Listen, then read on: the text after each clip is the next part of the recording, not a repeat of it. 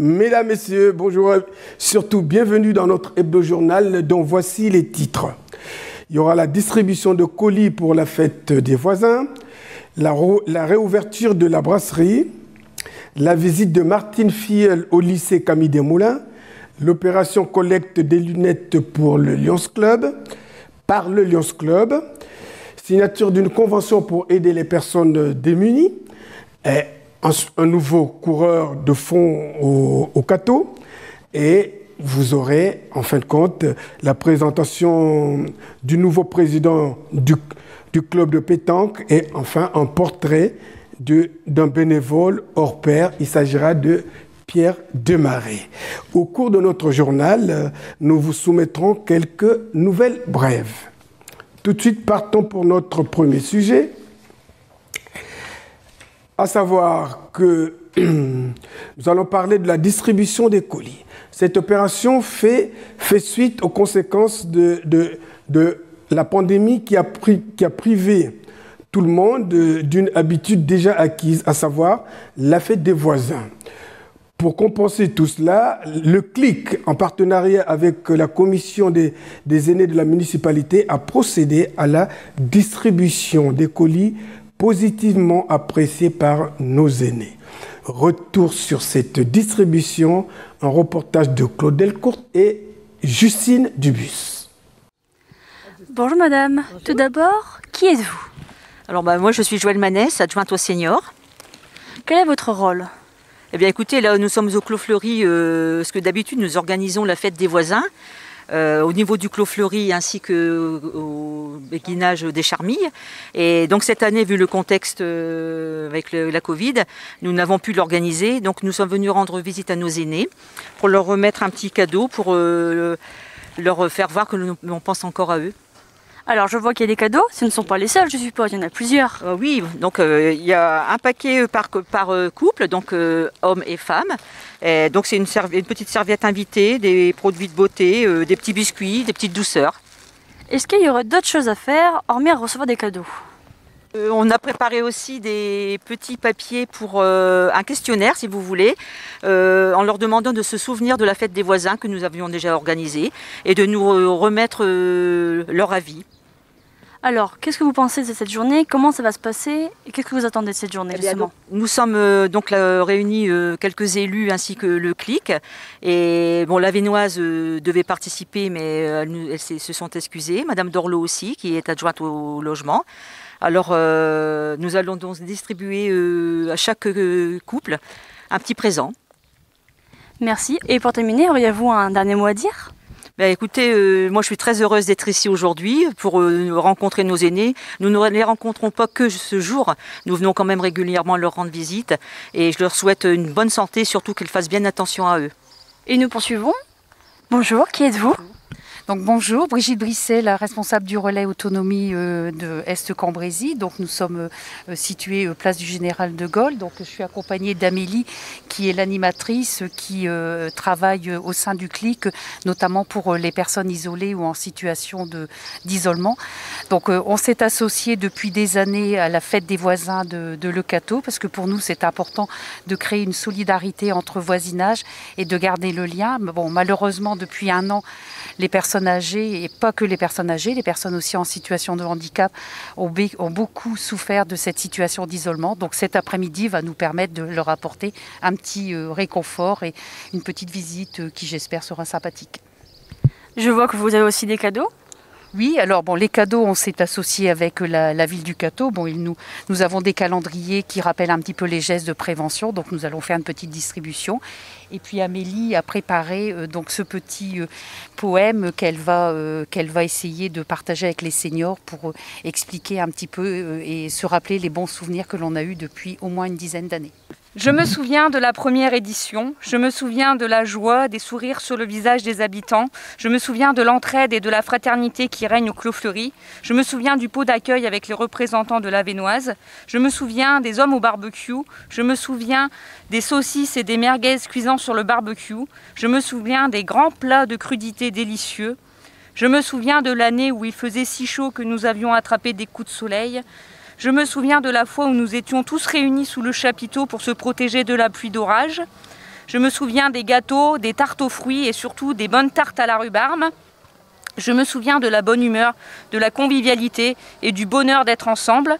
Je me souviens aussi de la fois où il faisait si mauvais temps que les Restos du Cœur nous avaient accueillis dans leurs locaux. Je me souviens des reportages de la télévision locale Beffroi Vision. Je me souviens de l'anniversaire de la doyenne du Clos Fleury. Je me souviens et je rêve du moment où l'on pourra tous se retrouver et de nouveau célébrer notre fête des voisins. Fermée depuis le confinement parce que faisant partie du non essentiel, la brasserie historique a réouvert ses portes, mais cette fois-ci en terrasse, avec tous les gestes barrières que la réglementation impose.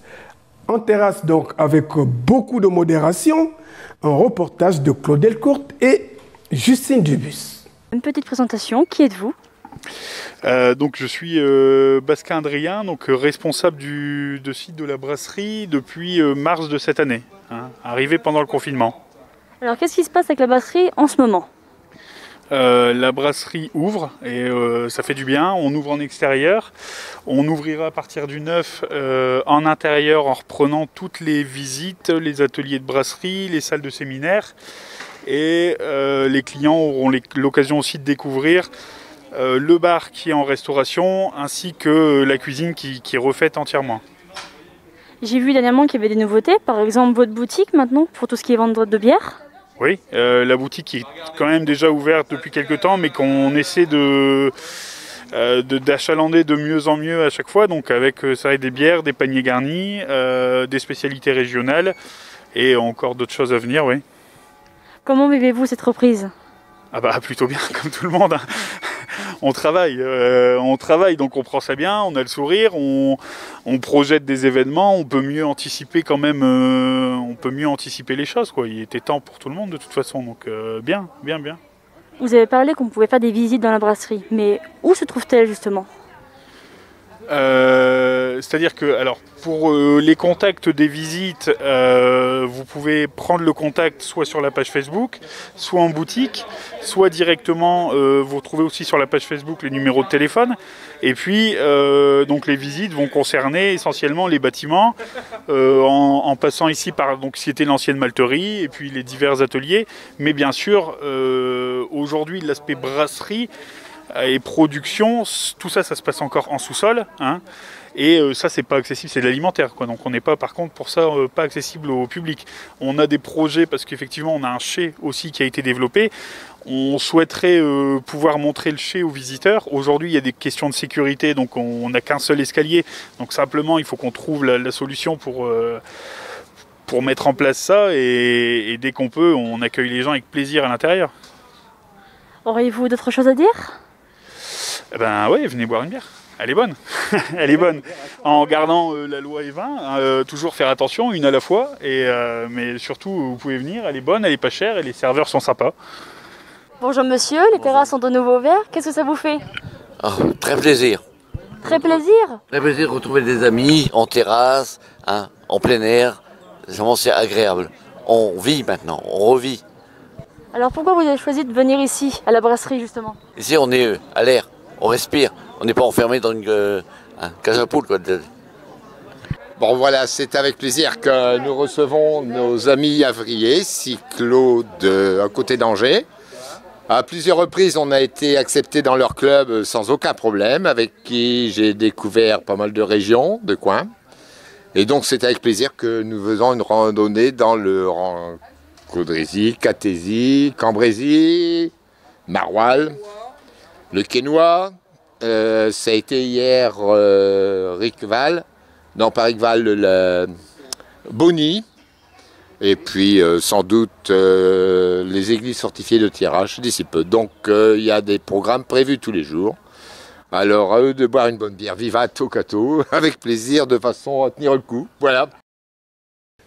Voyons maintenant avec la visite de Madame Martine Filleul, qui est sénatrice du Nord, au lycée Camille Desmoulins. Les élèves du lycée Camille Desmoulins ont investi sur un projet, celui de la parité femmes-hommes. Ils ont voulu s'assurer que leur ligne ne souffre d'aucune ambiguïté.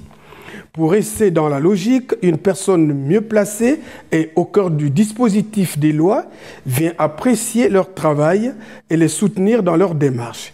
Ainsi, Madame Martine Filleul, sénatrice du Nord, est venue rendre visite aux lycéens et apporter son appréciation. Au cœur de la visite, un reportage de Claude Delcourt et Justine Dubus. Je suis Martine Filleul et je suis sénatrice du Nord depuis maintenant 4 ans.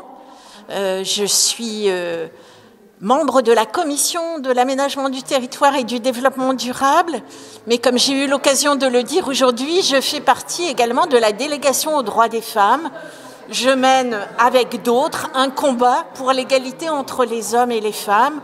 Beaucoup de choses ont déjà été faites, mais il reste beaucoup de domaines encore à investir pour faire en sorte que les femmes trouvent leur part dans la vie professionnelle et réussissent à équilibrer vie familiale et vie professionnelle.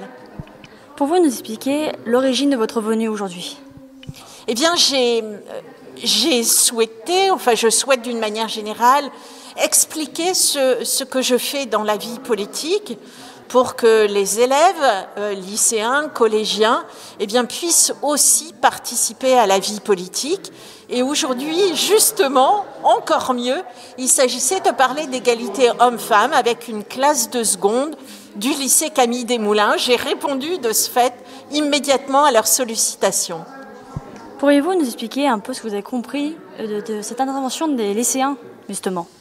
J'ai compris que des lycéens souffraient de voir que les inégalités entre les hommes et les femmes étaient encore aujourd'hui une réalité dans leur vie de lycéens, mais aussi une réalité pour leur mère, et qu'il convenait de se mobiliser pour faire en sorte que cela change, que la société évolue.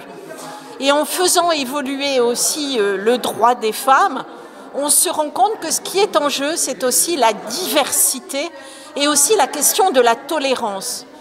En respectant l'égalité entre les hommes et les femmes, on devient tolérant, on s'ouvre aux autres d'une manière plus générale. Auriez-vous d'autres mots à dire pour conclure et expliquer un peu cet événement? J'aurais envie de dire bravo!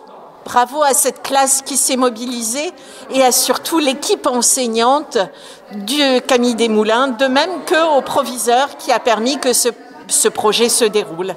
Bonjour mesdemoiselles, pourriez-vous vous présenter s'il vous plaît? Alors moi je m'appelle Pauline Quimp et je suis en seconde 4. Moi c'est Claire Duo, je suis aussi en seconde 4. Moi je m'appelle Clémence Renard et je suis dans la même classe que ces jeunes filles. Alors, que s'est-il passé aujourd'hui? Alors aujourd'hui on a eu la possibilité de rencontrer Madame Filleul, la sénatrice. Donc on a eu une rencontre entre du coup toute la classe, les enseignantes qui nous ont encadrés et puis toute l'équipe pédagogique. Alors comment est venue l'idée de ce projet et comment s'est passé le projet tout au long de cette année justement? Alors c'est parti du cours de MC du coup de cette année avec Madame Lalu. Et de là, on en est venu à parler des inégalités filles-garçons et puis ça en est arrivé à cette rencontre avec Madame Filleul et Madame Stein. Que s'est-il passé aujourd'hui? Qu'est-ce que vous retenez de cette journée? Donc aujourd'hui, en fait, on a dû présenter toute l'évolution de notre projet, ce qu'on y avait appris en fin de compte et ce qu'on en retenait, ce qui nous avait marqué. Et je dirais que ce qu'on va retenir en fait de cette journée, c'est déjà la chance qu'on a eue en fin de compte de voir Madame la sénatrice et Madame la directrice et leur expérience qu'elles nous ont partagée. Et je pense que c'est une journée qu'on va bien mémoriser celle-là. En dehors du fait que vous allez garder cette journée certainement en souvenir, qu'est-ce qui va se passer à la suite pour vous certainement? Nous, on a prévu en fait de continuer le projet l'année prochaine. Donc on a eu l'aide un petit peu de Madame la sénatrice et dans la continuité en fait du projet. On va sûrement la recroiser, garder contact avec elle ainsi que la directrice pour continuer le projet. Et je pense qu'en dehors du fait que c'est un projet, je pense que ça va vraiment déclencher une envie dans chacun de nous pour justement développer la société, faire avancer les choses et en vraiment prenant conscience des inégalités dans notre société, de se rendre compte qu'en fait on est voilà, on est les acteurs de demain et que c'est vraiment important qu'on puisse se rendre compte et vraiment actionner notre société par rapport à tout ça. Voilà. Bonjour Madame la Lue des Ternes, pourquoi nous sommes là aujourd'hui ? Eh bien, nous avons Madame la sénatrice du Nord, Madame Filleul, qui est venue donc parler de l'égalité filles-garçons. Et donc, il y avait aussi la directrice académique, donc la patronne de Monsieur le proviseur, pour nous parler donc d'un projet au long cours, parce que je pense qu'on nous pousse à continuer l'année prochaine pour montrer qu'il y a des inégalités entre filles et garçons encore dans notre pays aujourd'hui. Donc, il y a un vécu, des interrogations, une colère rentrée quelquefois, et ces jeunes voudraient déjà en parler entre eux et échanger et faire avancer les choses. Donc à la clé certainement un projet de charte pour le vivre ensemble au lycée, montrer que c'est un lycée qui est très très ouvert, donc sous l'impulsion de nos deux chefs, où quel que soit son genre sexuel, quelle que soit sa personnalité, quand on est fille ou garçon, eh bien on peut être bien, vivre bien au lycée Camille Desmoulins. Alors ce projet, il était concerné pour une classe ou c'est des élèves qui se sont portés volontaires ? Alors c'est un projet qui était lancé par Madame Laurin, qui est CPE, et moi-même qui suis professeure d'histoire géo et d'éducation civique. Et en fait, on travaille sur des grandes problématiques de notre société. On avait travaillé l'an dernier, l'année d'avant aussi, sur le harponnage, c'est-à-dire comment des jeunes peuvent se faire embarquer dans la guerre en Syrie par des réseaux islamistes, etc. Alors que c'est des gamins qui ont l'air d'être bien dans leur peau, etc. Et donc voilà, on fait des petites choses entre nous, on échange, ils fabriquent des choses, ils font concours des dessins, on fait des choses comme ça, des débats. Et en fait, cette année, elle m'avait proposé cette égalité filles-garçons parce que le proviseur avait contacté Madame la sénatrice. Et en fait, le projet, on l'avait commencé pour nous-mêmes. Et en fait, il nous a complètement dépassés. Il nous a mis beaucoup de pression, mais effectivement, c'est important que les gamins concrètement puissent échanger avec des personnalités de cette envergure-là et savoir qu'ils vont être soutenus et que la cause peut progresser, quoi. Qu'est-ce que ça vous fait, à vous, de cette venue justement de ces personnes assez placées et qui représentent le sexe féminin justement ? Alors, c'est vrai que déjà, c'est très flatteur que de telles personnes se soient déplacées. C'est vrai que hier, on m'a dit, il y a la directrice, la patronne de mon patron qui va venir. Alors, je me suis mis un peu plus la pression, évidemment, parce que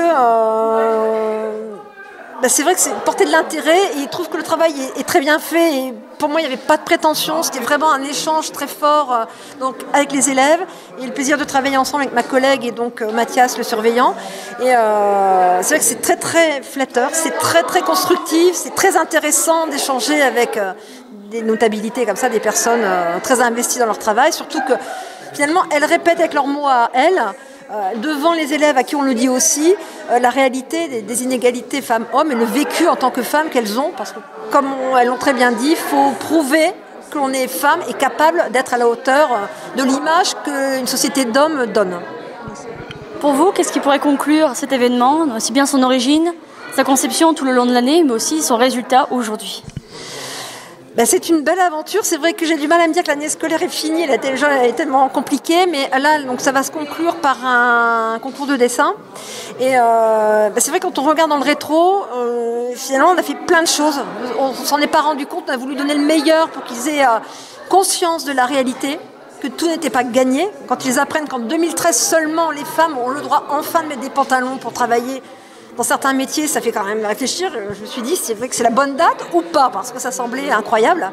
Donc c'est vrai que c'est une conquête de tous les jours, et je pense qu'ils en sont conscients. Enfin, ce sont les citoyens de demain, et en fait, ils ont bien conscience qu'il y a quelque chose qui ne tourne pas rond, et qu'eux, ils veulent une autre société, et qu'ils veulent, comme ils sont solidaires, ils vont travailler filles-garçons sans problème, ils veulent faire bouger les choses. Et ça, c'est une belle satisfaction, je dirais, on a touché notre cible.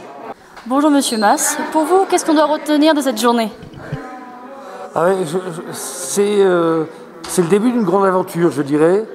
Une grande aventure avec des élèves de seconde, donc qui va pouvoir perdurer sur au moins les 3 ans de lycée.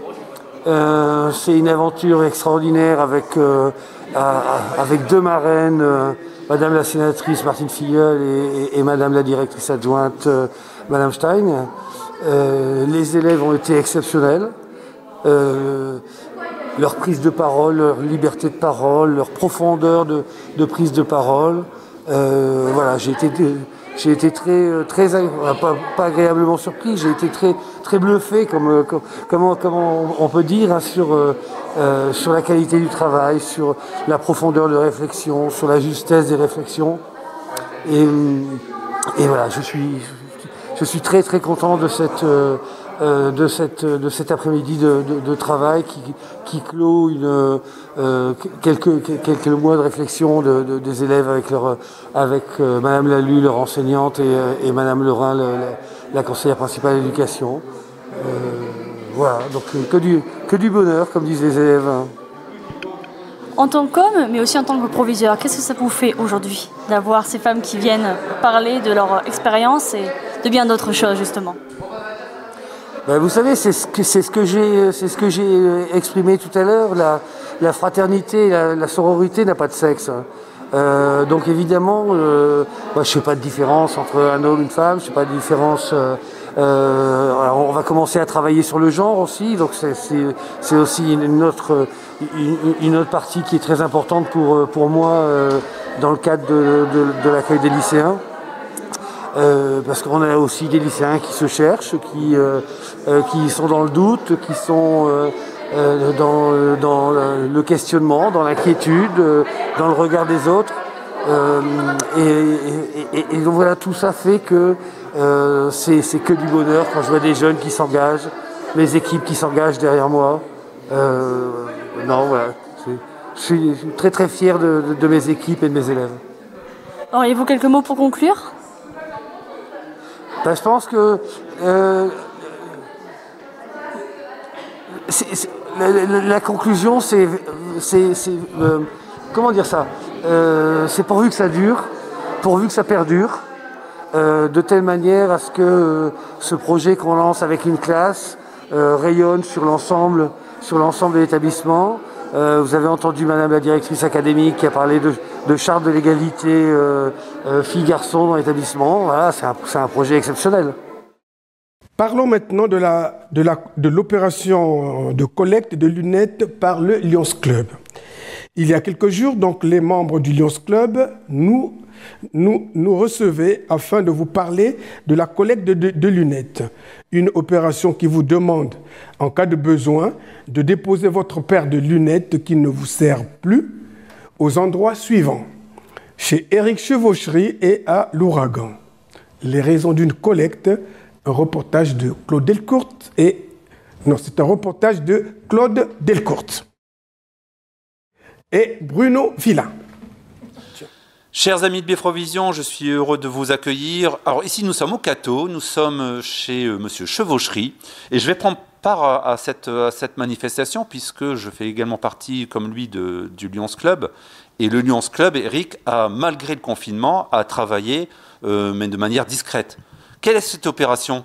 Alors, l'opération, c'est une opération que je mène depuis plus de 20 ans. C'est la collecte des lunettes usagées, c'est-à-dire que mes clients et beaucoup de personnes rapportent les lunettes dont ils ne se servent plus pour une réutilisation et une distribution dans les pays nécessiteux de lunettes. Alors le Lions Club est bien organisé, donc nous dans notre secteur, aussi bien sur le Cateau, Solem, Caudry, il y a des boîtes qui ont été mises à disposition. Oui, donc on a distribué dans des pharmacies, dans des lieux grand public, des boîtes de collecte. Et nos équipiers du Lions Club régulièrement me les ramènent pour cette collecte, cette distribution. Oui. Alors ici on voit de nombreux cartons. Je sais que tout n'est pas encore là, il y en a encore derrière. Ça représente à peu près combien de paires qui ont été, prises, récoltées, on dit. Alors cette année, c'était une très bonne année puisque j'ai récupéré à peu près 3400 paires de lunettes. Et le devenir de ces lunettes, elles sont d'abord collectées ici au magasin, elles sont empaquetées, elles sont envoyées au centre du Lions Club médicaux au Havre. Là, elles sont triées, nettoyées, désinfectées. Les lunettes qui sont réutilisables telles qu'elles sont, on les mesure, on les classe. Et le reste des lunettes qui ne pourront pas servir pour la vision, On récupère les matériaux sont retraités, pour une utilisation diverse. Donc ça, c'est une très très très bonne opération. Alors 3400 lunettes, c'est pas mal. Donc ça fait 20 ans que vous faites ça? Alors ça fait 20 ans que je collecte ici au magasin. Cette année, il y aura un deuxième point de collecte sur le Cateau, chez Monsieur Villain, au magasin L'Ouragan. Comme ça sera beaucoup plus facile pour ceux qui le désirent de déposer au cours de leur course, par exemple, ou de leur journée. Donc finalement, même s'il y a un envoi ici cette année, le centre médical récupère toute l'année des lunettes. Alors toute l'année, vous pouvez nous les apporter, donc ou chez moi ou chez Monsieur Villain. Voilà. Alors, si vous regardez sur Internet, Medico, c'est un centre important, ils ont récupéré plus de 2 700 000 paires cette année. Donc je crois que c'est quelque chose d'important. Donc si vous avez des lunettes, eh bien n'hésitez pas. Si vous nous regardez sur Internet, eh bien, vous savez qu'il y a des points également sur le Cateau, sur Solesmes, et évidemment dans d'autres Caudry également, on ne va pas l'oublier. Et sur le Villers-Outréau également. Villers-Outréau, oui. D'autres points encore? Landrecy. Ben donc quasiment dans toutes les communes où il y a un Lyons qui rayonne. Ben, merci beaucoup. Donc maintenant, il n'y a plus qu'à tout envoyer. Voilà, tout part demain. Tout part demain, le livreur vient les chercher demain. Alors, et comment ça se passe? C'est à la charge de qui? C'est Medico qui gère tout. Le livreur, c'est Ciblex qui fait ça gracieusement, la collecte des lunettes chez les opticiens. D'accord. Donc, sans frais.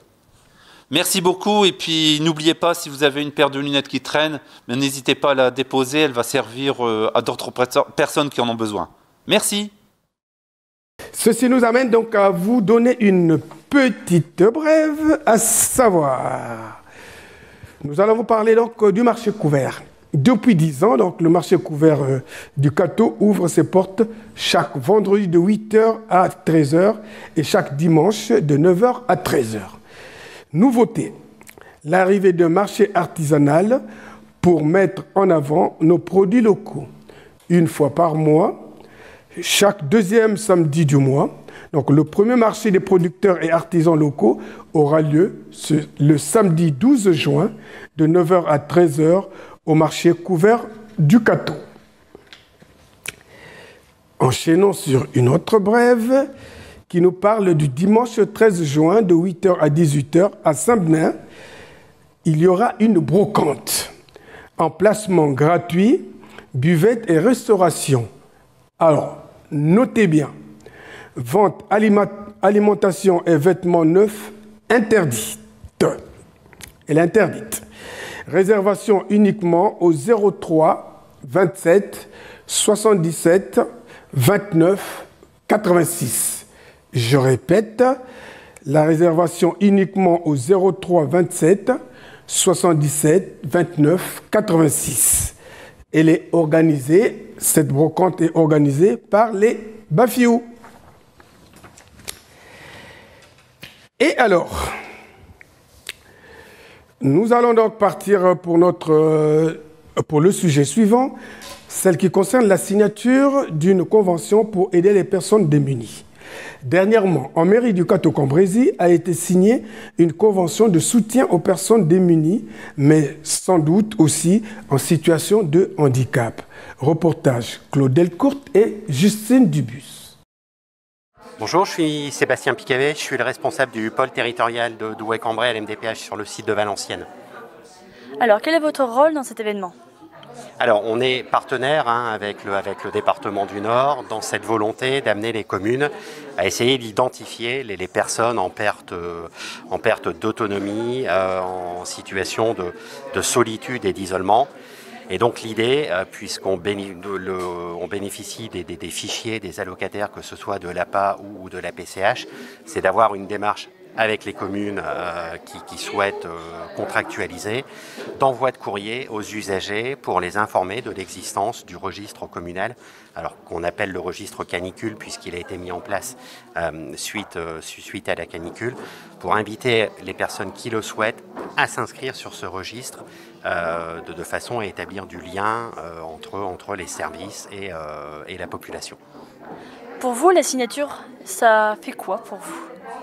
La signature est un moment important de contractualisation et les mairies qui s'engagent seront accompagnées effectivement par la MDPH dans le cadre de l'accompagnement de ces personnes.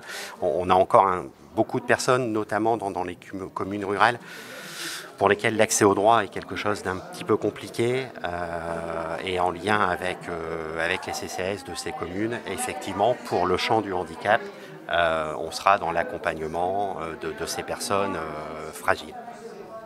Quel est le but, mais surtout comment va se passer le déroulement, les débuts de cette mise en place de ce dispositif? Alors, à l'issue de la convention, donc, par les services du département, va être adressé un courrier aux bénéficiaires de l'APA sur la commune du Cateau-Cambrésis, des bénéficiaires de la PCH, proposant à ceux qui le souhaitent de venir faire une démarche volontaire vers la mairie pour s'inscrire sur ce registre communal. On aura ensuite des temps plus techniques avec les communes ayant signé pour voir les difficultés qui peuvent être remontées par les usagers au fil de l'eau. Alors, toutes les difficultés, bien sûr, ne concerneront pas le champ du handicap. Ça peut être des choses aussi pratiques, une difficulté pour une personne âgée d'aller faire ses courses, de se rendre à la pharmacie. Et chacun dans son domaine de compétences, on verra pour accompagner au mieux ces personnes âgées et ces personnes en situation de handicap. Et nous poursuivons avec Madame Manorino. Bonjour Madame. Bonjour. Pourriez-vous nous décrire votre poste et votre rôle dans cette assemblée? Alors, je suis vice-présidente au Conseil départemental du Nord et je suis en charge de l'autonomie, toutes les politiques qui concernent les personnes âgées et les personnes vivant avec un handicap. Pour vous, quel est le but et l'opportunité de cette signature aujourd'hui?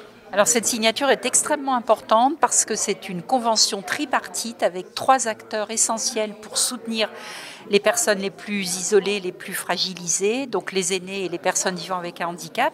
Elle est importante, c'est la signature d'une convention qui va permettre ensemble de pouvoir mieux accompagner ces personnes et de lutter contre l'isolement parce qu'on s'est aperçu déjà avant la crise sanitaire qu'un nombre de personnes étaient de plus en plus isolées pour différentes raisons, mais la Covid étant passée par là, c'est encore démultiplié. Donc nous signons une convention qui va vivre sur ce territoire, qui va être relayée par les services du département qui sont ici sur la commune du Cateau et qui vont permettre à des personnes qui n'avaient peut-être jamais pensé de contacter la mairie ou qui se disaient j'ai besoin de rien mais qui se trouvent dans une situation plus compliquée, d'envoyer les coordonnées, donc ses propres coordonnées, ce qui permet à la commune d'enregistrer ces nouvelles coordonnées et de grossir, comme on dit, ce registre canicule que toutes les communes ont pour pouvoir contacter les personnes qui sont susceptibles d'être les plus isolées. Donc c'est un vrai défi, mais c'est un défi que nous allons relever à 3 et 3 partenaires essentiels pour la lutte contre l'isolement. Merci beaucoup. Du coup, il y a un but très précis que vous voulez précisément, mais aussi quels sont les résultats espérés? Alors les résultats espérés, c'est que toutes les personnes qui sont concernées vont recevoir un courrier des services du département et de la MDPH en leur expliquant qu'on mène une politique pour éviter l'isolement de la personne et on leur demande, si elles le souhaitent bien évidemment, d'envoyer leurs coordonnées à la commune, ce qui permettra à la commune de les contacter de temps en temps, surtout si on est de nouveau dans une situation sanitaire compliquée. Mais les services du département qui sont dans les territoires passent aussi des appels téléphoniques en expliquant, vous recevez un courrier, n'hésitez pas à contacter votre mairie. Et ça marche très très bien. Nous avons, à chaque fois, les courriers reviennent dans les services des mairies et ça montre qu'il y a malheureusement des personnes isolées qui ne sont pas identifiées. C'est de notre responsabilité de le faire. Comment est venue cette idée de collaborer avec le Cateau-Cambrésis justement? Alors avec le Cateau et avec les 648 communes du département du Nord, c'est-à-dire qu'on a voté une délibération il y a 1 an maintenant. Et donc le temps que la délibération redescende, se mette en place, nous sommes maintenant à 300 signatures, donc une bonne moyenne. Et le Cateau, et j'en remercie Monsieur le maire et ses équipes, a signé cette convention. Et on fait de temps en temps, alors pas sur toutes les communes bien évidemment, mais une signature officielle pour valoriser aussi ce que font les communes et comment on peut ensemble mieux travailler. Et maintenant nous sommes avec Madame Thébert. Bonjour Madame Thébert. Bonjour. Pourquoi sommes-nous là aujourd'hui? Alors nous sommes présents dans le salon de la mairie pour signer une convention tripartite entre la MDPH, le département du Nord et la ville du Cateau-Cambrésis. Le but, donc, c'est de cibler au maximum les personnes isolées, donc personnes âgées et personnes handicapées qui seraient isolées, et de mettre en place des actions pour rompre cet isolement. Quels seront les moyens mis en place pour justement rompre cet isolement, aussi bien au niveau administratif ou au niveau même de construction par exemple? Alors, les personnes âgées et handicapées vont prendre contact avec les services du CCAS pour s'inscrire sur une liste. Donc ça perdure depuis plusieurs années, depuis le plan canicule. Et donc on va mettre en place de l'accueil téléphonique, des visites à domicile pour cibler au maximum ces personnes et rompre leur solitude. Quel est le but pour la commune avec cette signature, mais aussi qu'allez-vous faire avec eux justement? Alors le but pour la commune, c'est de cibler les personnes et de faire en sorte de mettre en place plus de solidarité, également peut-être de mobiliser les voisins pour qu'ils soient solidaires entre eux. Et voilà, donc le service fonctionne déjà avec le CCAS, les équipes du CCAS sont toujours présentes et à l'écoute des personnes isolées. Voilà, ça va être un plus pour permettre de les cibler au maximum. Auriez-vous un mot pour finir de la part de la commune? Eh bien, voilà, juste dire que les personnes qui se sentent isolées peuvent prendre contact avec le CCAS pour s'inscrire sur cette liste. Nous, on mettra tout en œuvre pour les accompagner au mieux. On travaille également avec le service d'aide à domicile de la commune qui est extrêmement présent et qui fait un travail important pour aider au mieux toutes ces personnes. Voilà, donc je remercie le département, la MDPH, et puis on va essayer de tout mettre en œuvre pour que tout se passe de la meilleure des façons. Merci beaucoup, Madame Tabernier. Alors, nous allons maintenant parler, dans le domaine sportif, d'un nouveau coureur de fond au Cateau. Donc, dernièrement, le président de l'association des coureurs de fond du Cateau, en la personne de Charles Blangis, nous présentait sa nouvelle recrue. C'est Simon Denisel, qui était d'ailleurs ravi de l'accueil qui lui était réservé tant par le personnel de Norail, toujours heureux de recevoir des sportifs en leur sein, que par lui-même le président. Alors, reportage donc Inside à Norail, un reportage de Claude Delcourt et André Bion. Alors moi, ma première question, c'était de vous dire, est-ce que vous pouvez vous présenter brièvement? Oui, alors je m'appelle Simon Denisel, je suis coureur du 1500 mètres, licencié au Cateau. J'ai fait les championnats d'Europe en salle cet hiver. Bien. Alors à quel âge avez-vous commencé à courir? Alors moi aujourd'hui j'ai 30 ans, j'ai commencé à courir à 18 ans. Avant je faisais du foot quand j'étais jeune et je me suis inscrit au cross au lycée. J'ai eu des résultats assez rapidement, c'est comme ça que je suis venu à l'athlétisme et que je me suis inscrit, que j'avais pris ma première licence à l'époque et de fil en aiguille avec le temps passé et les entraînements, j'ai progressé et j'ai atteint le niveau de l'équipe de France et notamment les championnats d'Europe cet hiver. Et comment avez-vous fait pour atterrir au Cateau? Alors moi j'ai été contacté il y a un an de ça par Charles Blangis, le président du club, qui voulait aider quelqu'un pour atteindre les Jeux Olympiques. Moi aujourd'hui à 30 ans, j'ai pour objectif de participer aux Jeux Olympiques de Tokyo et aussi de Paris en 2024.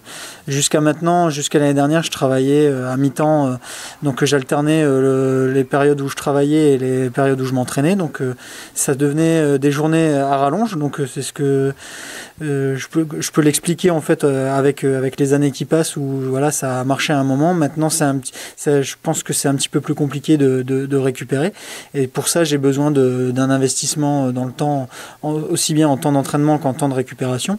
Et du coup Charles m'a proposé de venir au club et de pouvoir réaliser cela. Et c'est comme ça que voilà maintenant je m'entraîne à temps plein et j'essaie de me donner le meilleur meilleur de moi-même pour atteindre mes objectifs qui sont maintenant beaucoup plus élevés qu'avant, du coup, puisque voilà, j'ai plus de temps pour les préparer. Bon, je suppose que vous avez déjà fait des meetings. Oui, bah j'ai fait les meetings, notamment cet hiver, le meeting international de Liévin, où j'ai fait 8e en 3,38. C'est une performance qui m'a qualifié au championnat d'Europe. Moi, à mon actif, j'ai 3 championnats d'Europe en salle, j'ai un championnat du monde, un championnat d'Europe extérieur, une médaille au championnat d'Europe en salle en 2013. Entre-temps, j'ai eu des creux aussi, avec une blessure au tendon d'Achille. Maintenant, je suis reparti de plus belle avec des performances qui ont été honorables cet hiver, je pense. J'ai couru à une demi-seconde de mon record cet hiver. J'espère le battre cet été. Celui de l'été, c'est 3,34,54. Les minima pour les Jeux Olympiques, c'est 3,35,0. Donc j'espère faire ça cet été. Est-ce que vous pouvez dire à nos téléspectateurs quelle distance vous courez? Alors je cours le 1500 mètres, jusqu'à aujourd'hui je courais le 1500 mètres, j'ai encore pour objectif de le faire cet été, mais à partir de l'année prochaine, pourquoi pas aussi préparer le 5000 mètres sur piste, ce que je faisais dans les catégories plus jeunes.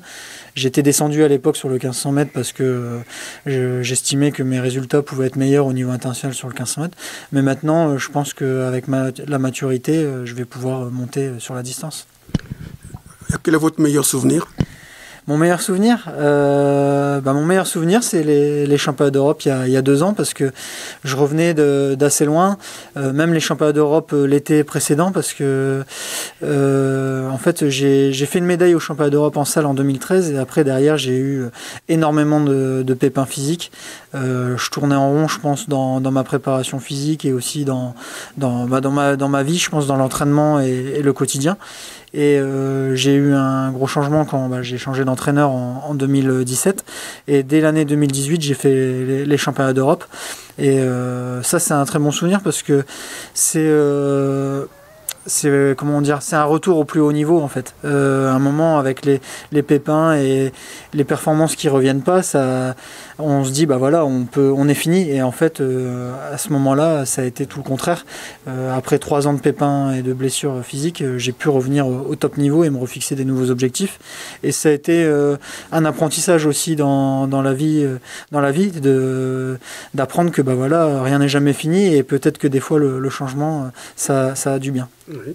Bon, quelles sont les obligations pour rester au très haut niveau? Le très haut niveau, ça paraît pas compliqué sur le papier. C'est 2 entraînements par jour, c'est matin et après-midi, c'est 2 heures, plus des soins chez le kiné, de la récupération, des entraînements en altitude, des séances spécifiques, de la musculation. Mais on a maximum 2 à 3 semaines de coupure dans l'année, donc c'est toute l'année, et c'est du lundi au dimanche. Quand je fais les fêtes de fin d'année, Noël chez les parents, et le 25 au matin, je vais m'entraîner, et le 25 au soir aussi. Il n'y a pas de jour férié. Les coupures, elles sont réalisées en fonction des compétitions, donc souvent après les grosses échéances, notamment là, après les championnats d'Europe en salle, j'ai pu couper une semaine où je ne me suis pas entraîné du tout, parce que j'avais besoin de me régénérer, aussi bien physiquement que psychologiquement, parce que ça sollicite énormément de s'entraîner 2 fois par jour toute l'année et pendant plusieurs années. Donc les coupures, elles font du bien, mais le gros du travail, c'est ça, c'est la régularité et la rigueur dans l'entraînement toute l'année. Est-ce que le haut niveau exige une alimentation spéciale? Oui, forcément, il faut faire attention. C'est pas le tout de s'entraîner dur et de manger n'importe quoi ou boire n'importe quoi, parce que sinon, le lendemain matin, on peut pas retourner à l'entraînement aussi facilement que les jours précédents.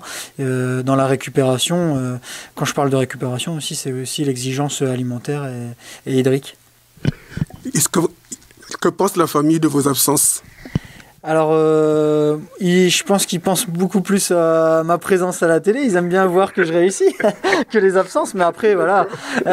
C'est vrai qu'au début, ça a été dur, surtout quand j'étais jeune, parce que quand j'ai eu 18 ans, ils ont vite vu que je devais être souvent parti pour les entraînements et les compétitions.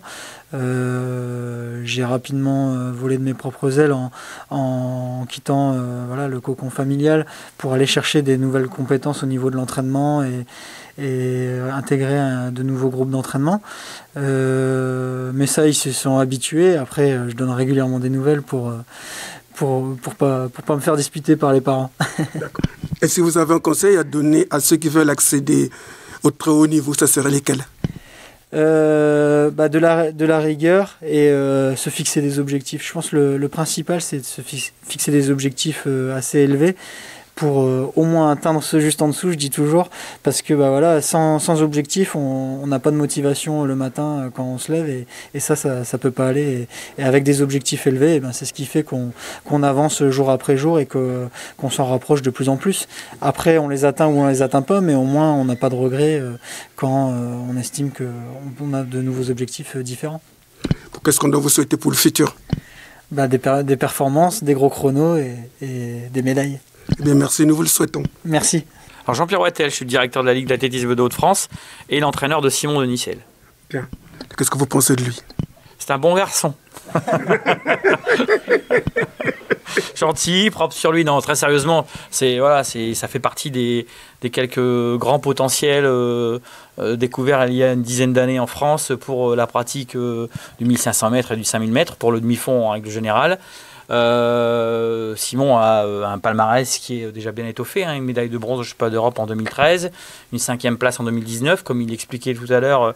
Entre 2013 et 2019, il pensait que ça allait être compliqué, et puis finalement il est revenu à son meilleur niveau. Il a participé cet hiver à ses 3e championnats d'Europe indoor en salle. Donc ce que je pense de lui, c'est que c'est un garçon qui peut, à mon avis, être qualifié aux Jeux Olympiques cet été. Et puis surtout être qualifié aux Jeux Olympiques en 2024, qui pourrait être l'apogée de sa carrière. Je pense qu'il a toutes les armes pour pouvoir le faire. Alors, pouvoir le faire, c'est bien, mais ce qu'il faut, c'est mettre en place tout ce qu'il faut pour pouvoir y arriver et s'investir à 100%. Et je remercie d'ailleurs donc le club du Cateau pour l'accompagnement en fait qu'il porte à Simon. Parce que sans cet accompagnement, ce serait forcément compliqué de décider d'arrêter de travailler et de s'investir à 100% dans la pratique entre guillemets professionnelle, même si l'athlétisme n'est pas un sport professionnel. Bon, qu'est-ce que vous avez décidé de l'entraîner? En fait, c'est lui qui m'a contacté en 2017 pour me demander si je pouvais être intéressé pour l'entraîner. Ma réponse avait été simple, c'est non, moi je ne suis pas intéressé pour t'entraîner, le tout c'est de savoir si toi en fait tu souhaites que je t'entraîne. Voilà, parce qu'en fait je suis plus dans la démarche où c'est l'athlète qui doit savoir ce qu'il veut et c'est pas un entraîneur d'aller voir un athlète pour lui proposer de l'entraîner. Donc moi il m'a contacté, je trouvais que le challenge était intéressant. Et puis je connaissais quand même, je le connais depuis longtemps, puisque dans le cadre de ma profession, je dois suivre l'évolution des sportifs et j'entraîne en même temps. Et donc quand il m'a demandé de l'entraîner, j'ai accepté pour diverses raisons.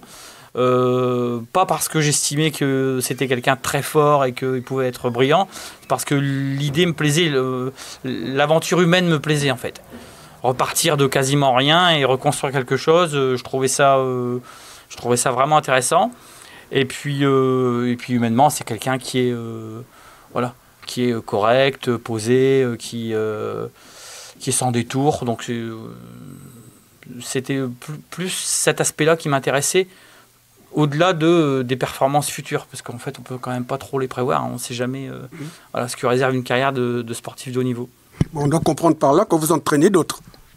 J'entraîne d'autres athlètes, oui, effectivement. J'entraîne d'ailleurs un de ses partenaires d'entraînement, Quentin Tison, qui est de Cambrai, voilà, qui a couru en 3,36 le 1500 mètres l'été dernier et 3,39 cet hiver, qui avait fait les minima au championnat d'Europe également, comme Simon, qui n'était pas le championnat d'Europe. Donc j'entraîne lui et puis une dizaine d'autres athlètes de niveau international. Alors chez les jeunes, chez les catégories cadet, junior, espoir. Et puis après j'entraîne des athlètes, je dirais comme vous et moi, qui sont juste des sportifs entre guillemets du dimanche. Mais je pense que c'est bien de savoir le faire également, d'entraîner tous les niveaux de performance. Ça permet d'avoir un regard, je pense, plus abouti sur ce qui est bien et pas bien. Bon, je suppose que vous vivez la même vie que vos athlètes. Ah non, je vis pas la même vie. Non, j'essaye de partager une partie de leur vie, mais moi j'entraîne en plus de ma profession. Hein. Je suis le directeur de la Ligue d'athlétisme des Hauts-de-France. J'organise tout l'athlétisme dans la région. L'entraînement, c'est plus une passion qu'une profession. Je ne suis pas payé pour le faire. Maintenant, quand on partage les stages, quand on partage l'entraînement, effectivement, on vit la même chose. Là, on va partir en stage à Fort-Romeu pendant plusieurs semaines. Donc, le groupe va partir avant moi. Moi, je vais les rejoindre pour 3 semaines. On va vivre exactement la même vie, effectivement. Voilà, ça va être la même chose pour tout le monde. La même heure de lever, la même heure d'entraînement, la même heure de repas. Alors, c'est agréable, hein. On peut pas dire que c'est pas agréable. Mais c'est une vie contraignante. Alors, quelles sont les chances pour nos athlètes de Hauts-de-France dans les compétitions internationales à venir, tout au moins? On espère avoir plusieurs qualifiés aux Jeux Olympiques à Tokyo.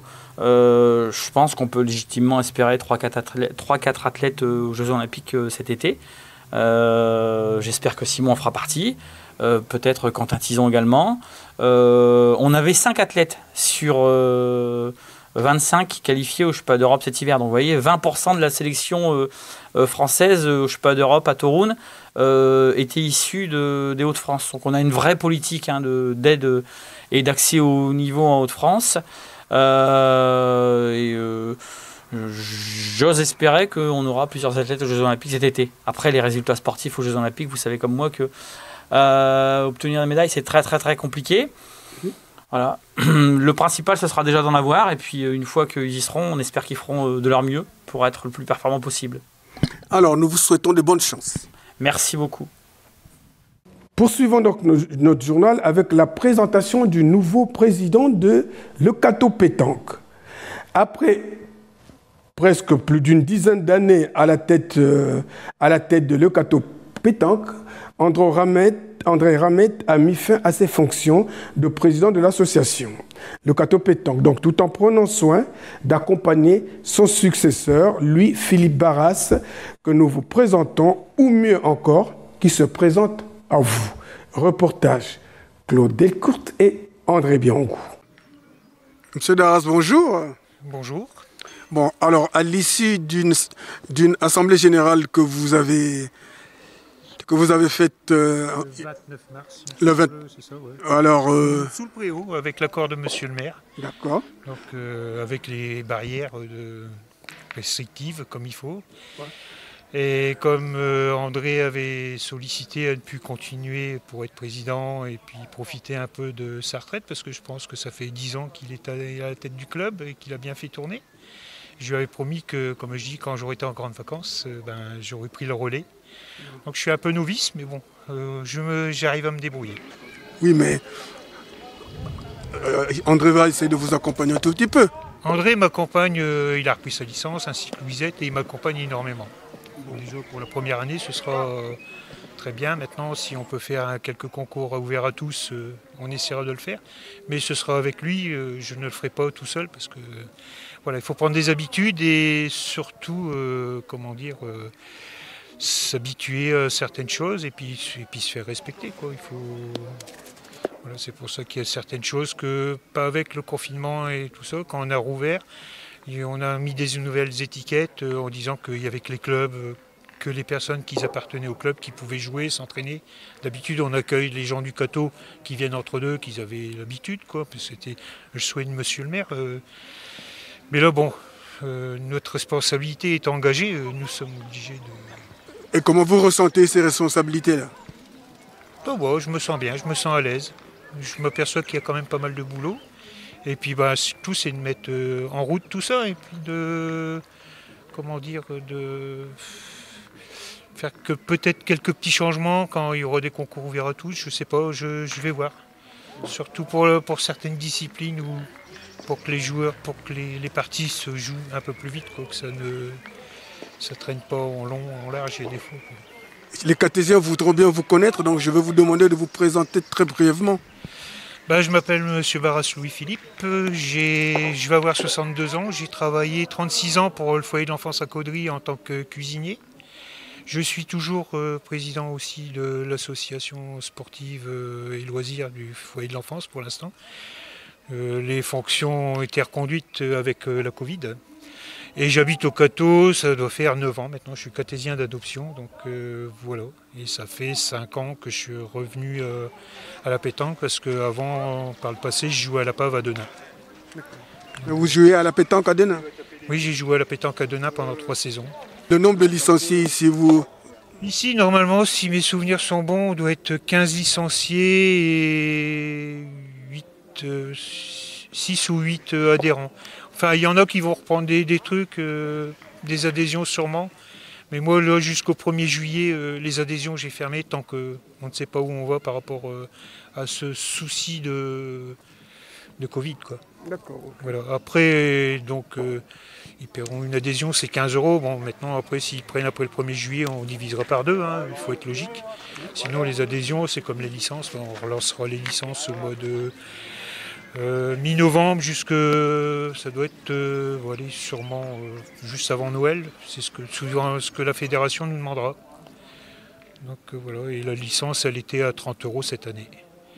Sachant que André avait fait une carte cadeau de 30 € à tous ceux qui étaient licenciés et adhérents l'année dernière au club.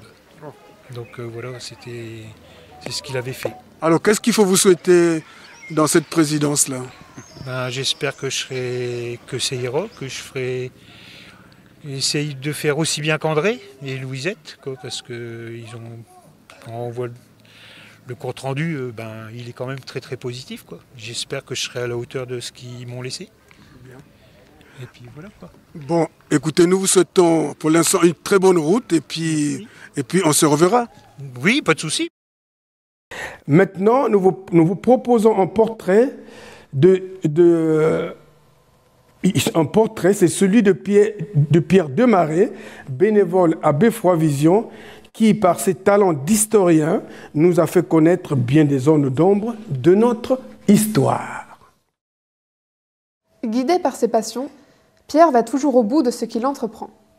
C'est ainsi que cet amoureux de l'histoire, en particulier des événements liés aux Grandes Guerres dans le Nord, s'est lancé un défi: retracer la vie des soldats de 14-18 mobilisés dans le département. C'est d'ailleurs grâce à ses recherches, qui s'étendent à ce jour sur plus de 800 soldats, que Pierre est passé devant les caméras de Beffroi Vision pour la première fois en 2014. Pour sa première expérience à l'écran, il présentait une émission sur les soldats du Cateau, avec pour ambition d'expliquer la vie des Catésiens au temps de la guerre. Depuis, il présente le journal et des émissions sur l'histoire des Grandes Guerres. Pour se retraiter, être bénévole, c'est, je le cite, une belle distraction qui permet de stimuler l'esprit et d'apprendre de nouvelles choses. Mais c'est aussi du travail. Il faut aller au contact des habitants, faire attention à son langage et trouver la sensibilité adéquate pour chaque sujet. Ce que Pierre apprécie particulièrement à Beffroi Vision, c'est son équipe et la bonne humeur qui y règne.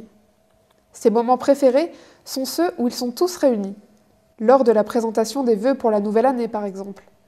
Ce sont des moments très conviviaux, on se marre bien, assure Pierre. Ce qu'il aime également dans Beffroi Vision, c'est son caractère local. C'est rare en France qu'une ville ait sa propre chaîne dédiée. C'est une richesse à préserver. Ses proches sont fiers de son activité au sein de la chaîne. Ses travaux, appréciés et reconnus, sont autant de moments de partage qu'il cultive dans sa famille, mais aussi avec vous, téléspectateurs. Voilà, mesdames, mesdemoiselles, messieurs, j'ai encore été très heureux de vous présenter cette édition du journal. Il ne reste plus qu'à vous souhaiter une bonne fin de semaine et à nous revoir très prochainement sur ce même plateau en vous disant tous merci et à bientôt.